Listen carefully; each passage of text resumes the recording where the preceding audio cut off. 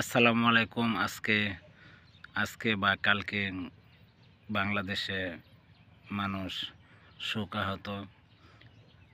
আজকের মৃত্যুর সংখ্যা দাঁড়িয়েছে 29 জন ছাত্র। 29 জন।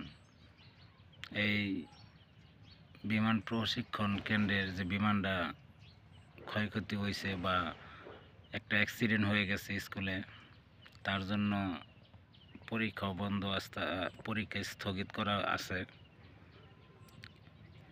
শোকে বাংলাদেশ এখন শোকের ছায়ায়। কষ্টে কথাগুলো বলতে পারতেছি না।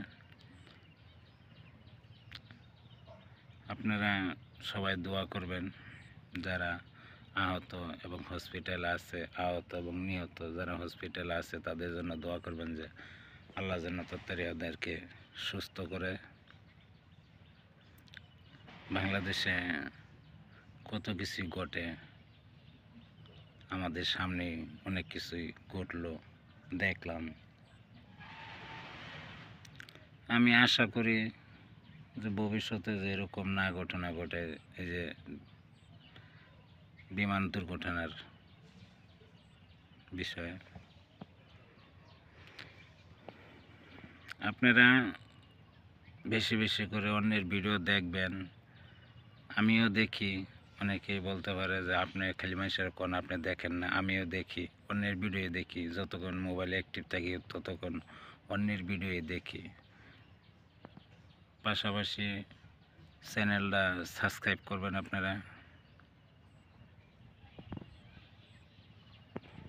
এই দেখেন কত সুন্দর গাছ, গ্রামের পরিবেশ বা গাছের কত সুন্দর ভিউ, ছাড়লেও নাকি ফরেও। এই যে আপনারা দেখতেছেন, আমি একটা সজনা গাছের নিচে বসে রয়েছি, একদম ছোট গাছ, অনেক সুন্দর। কোথাও ক্লিয়ার বোঝা যাইতেছে। আমার বলে মোর কণ্ঠ ভালো না। অন্যের ভিডিও মানুষে কেমনে দেখব?